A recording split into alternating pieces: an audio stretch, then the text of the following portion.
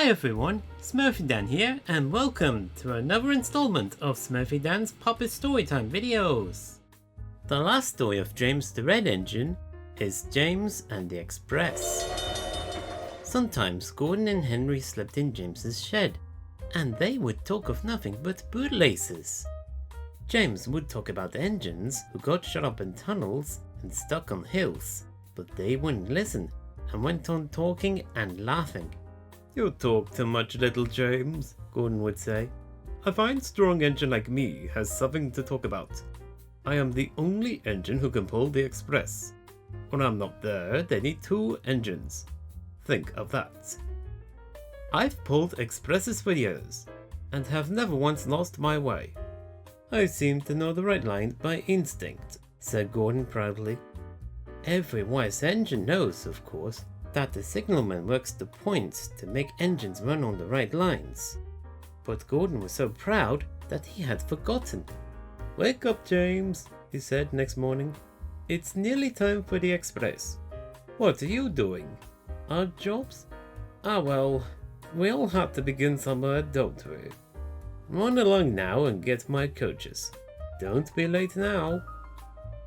James went to get Gordon's coaches. They were now all shining with lovely new paint. He was careful not to bump them, and they followed him smoothly into the station, singing happily. "We're going away, we're going away." "I wish I was going with you," said James.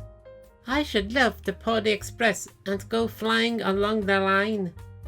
He left them in the station and went back to the yard, just as Gordon, with much noise and blowing of steam, backed onto the train.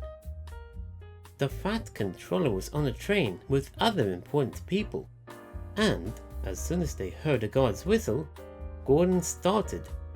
"Look at me now, look at me now," he puffed, and the coaches glided after him out of the station. "Pop, pop, pop, pop, pop. Goodbye, little James. See you tomorrow." James watched the train disappear round the curve and then went back to work. He pushed some trucks into the proper sidings and went to fetch the coaches for another train.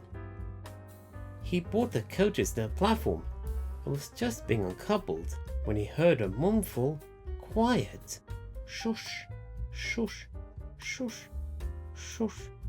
And there was Gordon, trying to sidle into the station without being noticed. "Hello, Gordon. Is it tomorrow?" asked James. Gordon didn't answer.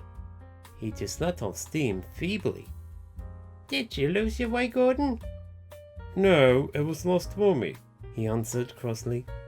"I was switched off the main line onto the loop. I had to go all round and back again." "Perhaps it was instinct," said James brightly. Meanwhile, all the passengers hurried to the booking office. "We want our money back," they shouted.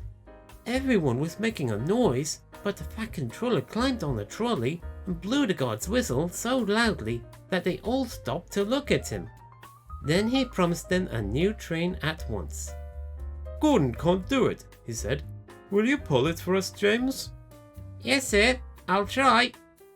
So James was coupled on and everyone got in again. "Do your best, James," said the fat controller kindly.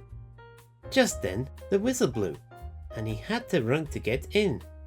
Come along, puffed James. "You're pulling us well, you're pulling us well," sang the coaches. "Hurry, hurry, hurry," puffed James. Stations and bridges flashed by. The passengers leaned out of the windows and cheered, and they soon reached the terminus. Everyone said thank you to James. "Well done," said the fat controller. "Would you like to pull the express sometimes?" "Yes, please," answered James happily. Next day, when James came by, Gordon was pushing trucks in the yard. "I'd like some quiet work for a change," he said. "I'm teaching these trucks manners. You did well with the coaches, I hear. Good, we'll show them." And he gave his trucks a bump, making them cry, "Oh, oh, oh, oh." James and Gordon are now good friends. James sometimes takes the express to give Gordon a rest. Gordon never talks about bootlaces, and they are both quite agreed on the subject of trucks. And so James had been a valuable credit to Sir Topham Hatt's railway, and thus we had come to the end of James the Red Engine. So join me next time, where we will be focusing on Thomas's branch line. For now, thank you for watching today's story. If you like what you're seeing, please share the video with your family and friends. Give it a like, leave a comment and subscribe to my channel. There is a compilation to the last book, Thomas the Tank Engine, and a playlist of all my Puppet Storytime videos. Thank you for watching, and until next time, this is SmurfyDan signing off. Have a great weekend.